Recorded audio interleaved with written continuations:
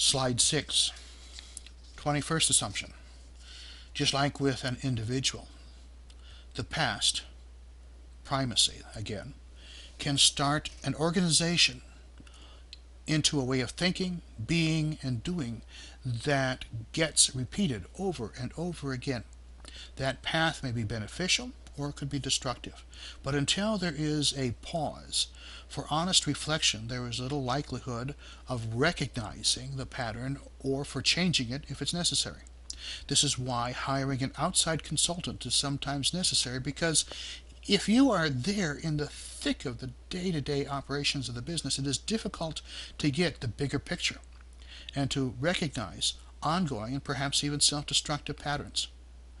What groundwork was laid by the organization's founder or early manager? What attitudes and behaviors did they exhibit that have carried over years and years, long past the time that they are dead and gone?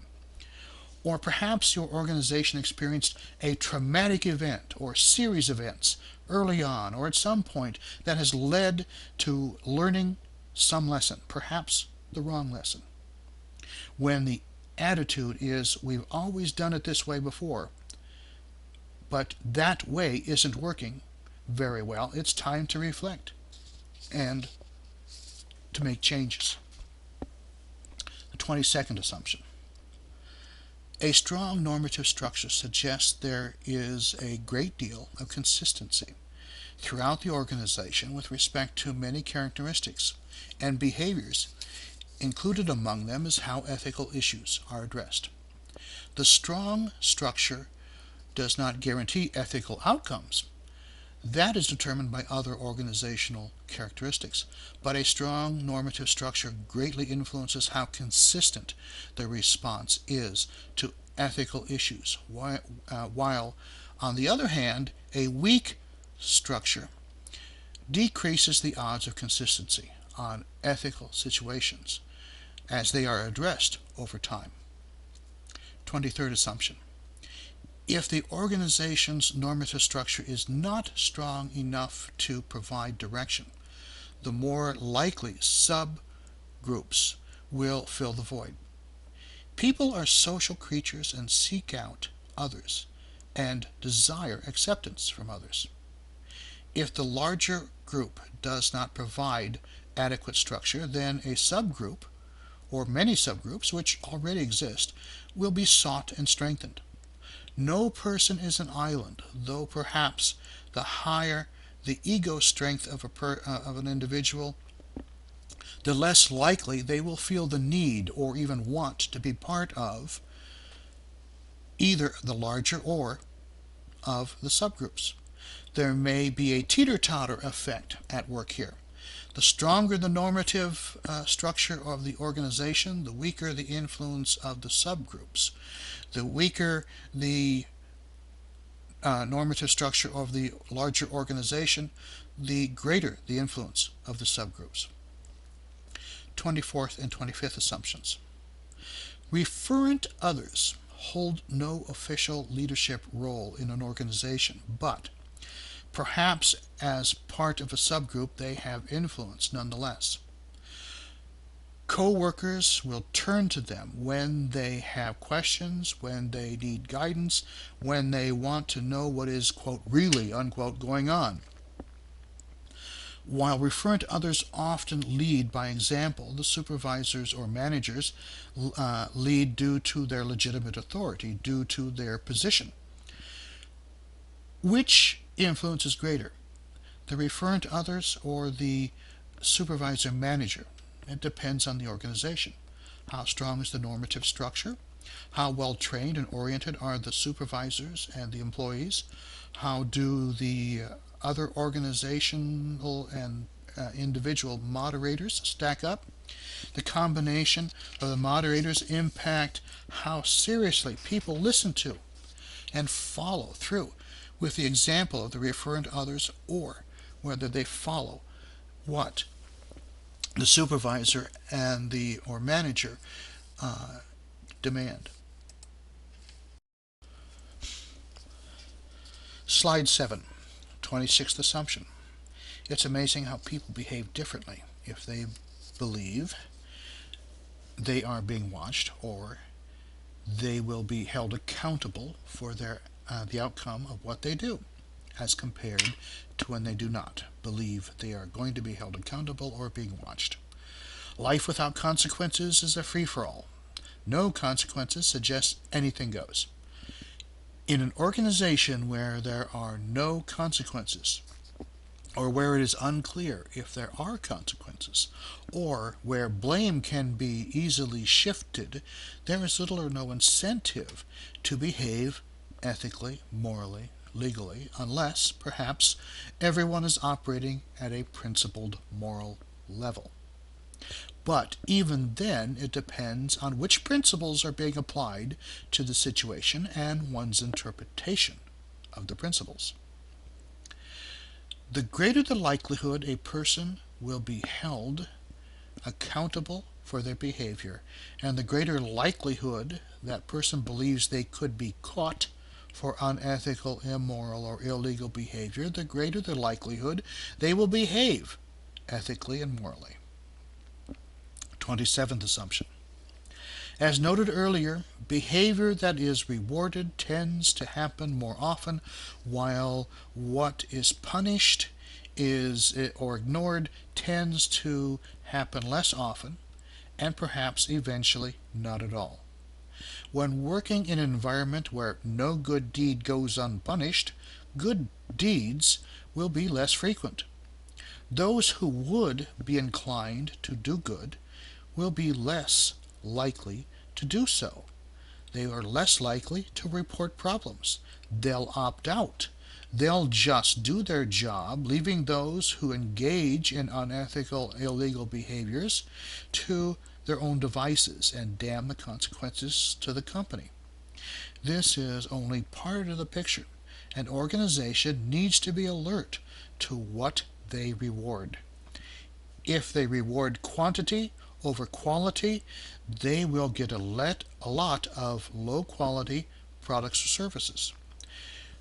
Rewards need to be carefully considered with a strong trust but verify and a pay attention to unintended consequences component. 28th assumption. This is tied to the assumption that organizations behave as individuals. That is to say, many of the characteristics that apply to individuals also apply to organizations. Just as individuals behave ethically, morally, or unethically, and immorally, organizations do the same. How many places will you never do business with again because the quality of their workmanship was not good? Or you were shortchanged, or you were treated like you were more of a bother than a customer. It isn't always apparently an ethical issue, and you may have dealt with just one employee, but you generalize the experience, applying it to the entire organization. Organizations, businesses, companies, agencies, bureaucracies, etc., all have reputations for honesty, integrity, friendliness, quality, etc., or not. And we as customers vote with our feet where we can, with private businesses, or we complain where we can't with government entities. 29th assumption. Not surprisingly, professional codes of ethics and company codes of conduct are enforceable, carry weight, affect the company culture and the way of doing business only if management takes them seriously. You can assume an organization takes ethics and proper conduct seriously when they include ethical standards as part of the selection criteria for new employees.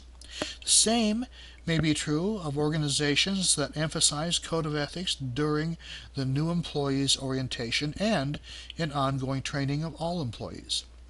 Then, as decisions are made, management needs to reveal how ethical standards and considerations played a role in the final outcome, whether that decision benefited or hurt the organization. Finally, ethical behavior is reinforced, rewarded, etc. if the organization faces ethical dilemmas head on. This helps management, frontline workers, all to behave in an ethical manner. 30th assumption, the final one. There are pressures from outside the company that impact its ability to behave ethically.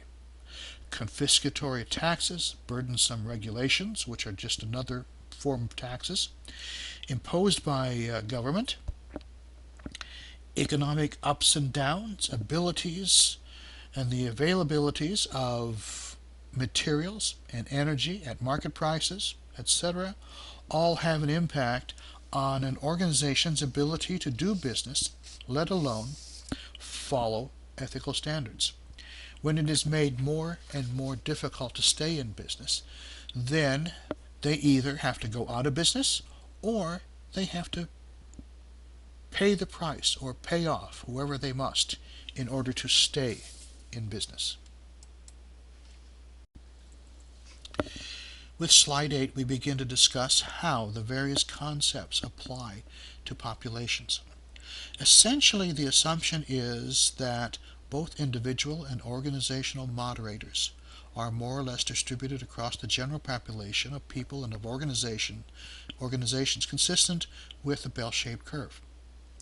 Take the general population or a sufficiently large portion of a population and you'll find there are, for instance, just as many low ego strength people as there are higher ego strength people. Not too many are low or high ego strength people, represented by the far left or the far right of the continuum. Most people tend to be toward the middle, either a little bit to the right, either a little bit to the left of the center.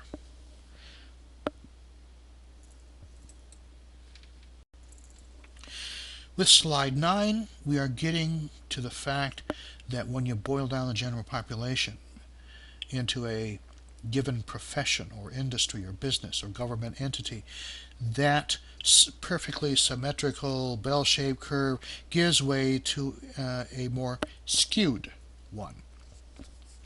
Think of lawyer, nurse, teacher, factory supervisor, network administrator, etc. Then think of the various moderators. Each of those professions attracts a certain kind of person in terms of whether they like to work with people or not, data and information or not, creativity or not.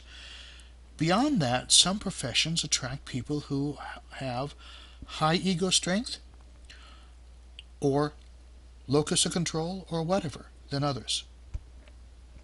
Think accounting firm, auto manufacturer, healthcare, etc. Each of these different kinds of industry attract people of varying individual moderators. And each industry and professional has varying organizational moderators when compared to both their competition and with other industries. One industry may tend to attract people who are more internal locus of control, while another may tend to attract people who are more external locus of control. Other variables will include specific places where you may work. For instance, an office of tax accountants, I suspect, would provide a different work environment as compared to an office of criminal attorneys. Or a general medical clinic would be different as compared to a research facility. Tolerance for risk alone would vary considerably in between these different examples. The final factor is you. Where do you fit into the various moderators? You may be an attorney by training who finds working as a tax attorney just isn't your thing, and that criminal law is what suits your individual characteristics.